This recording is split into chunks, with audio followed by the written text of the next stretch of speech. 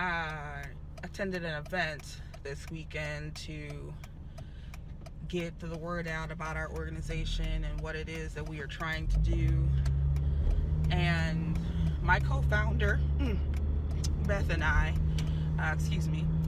were approached by a older Caucasian gentleman on a cane, and he hobbled over so congenially and smiled and proceeded to engage us in a conversation that essentially said that African Americans should be happy that they are here in America now, because they're so much better off than they would have been had they been left in Africa. And I was quite floored and taken aback, because we are at a festival on the east side of Detroit where it's predominantly African American, and they stood there and said straight faced that we should be so grateful for being snatched up out of our traditional homeland, brought to America, forced into servitude for 200 years, and we should be happy because now there's an equal chance that when I go and ask a police officer for help, that I'm going to get shot, or he's actually going to help me. And actually, I'm being really optimistic there. It's probably more like 75% chances that I would get shot if I approached a white cop, even in the city of Detroit, just to ask for help because my car broke down or something of that nature. And that's just the reality. It's not his reality, and so he can't appreciate it. I'm guessing that's my optimism talking again, because the reality is he might have just wanted to instigate a confrontation to bring down KT Fada and our mission. And so as I'm sitting here in my car on my way to work, I'm thinking about that interaction, and all kinds of things are coming to my mind that I should have said. And one of those things is that just because our civilization was different from yours doesn't mean it wasn't civilization.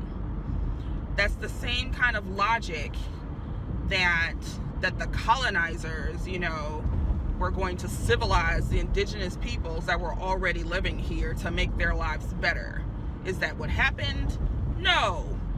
And then, missionaries, went over to Africa and discovered these people who look so vastly different from us, and they live so different from us, and I think that they can make us better by bringing us over to America and Europe, and then that brought it into the slave trade, because hey, guess what, they look distinctly different than we do, and so you can easily tell them apart from the rest of the population in the United States, and that makes them ideal slaves, because anybody who sees a black person just knows what their status is immediately by looking at them. To that person, I would say that your privilege is showing.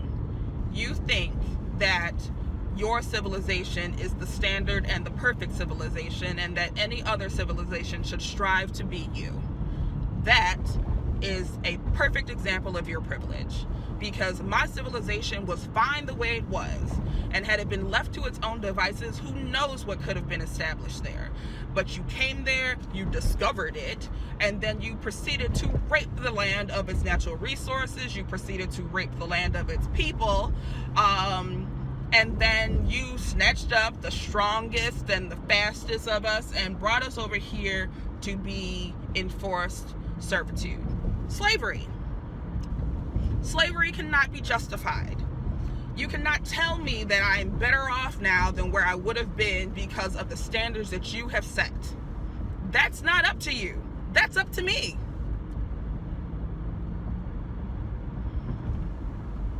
And as much as I wish that I had confronted this person on their bigoted stance, I decided to act in what would be better from our organization in the long run. Getting into a shouting match or arguing with this person would not have made me look like anything other than another angry black woman. And I'm not going to feed into that. I refuse. And I don't know that this video will open anybody's eyes, but I sincerely hope that it will. Please remember, before you open your mouth to say that Africans are better off here than they are in the US, please remember that right now when you see the name Shamika or Olali, Ikyomoye, Letitia, that you immediately put our resume to the bottom of the pile.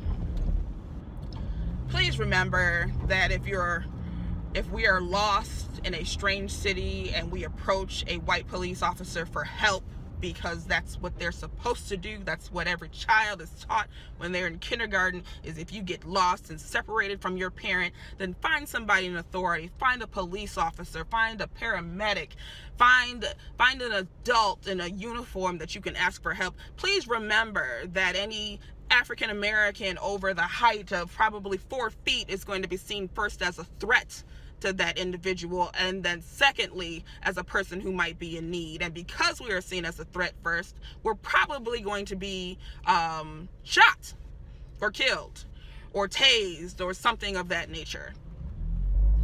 And please remember that you think your home value will go down if black people move into your neighborhood. And please remember that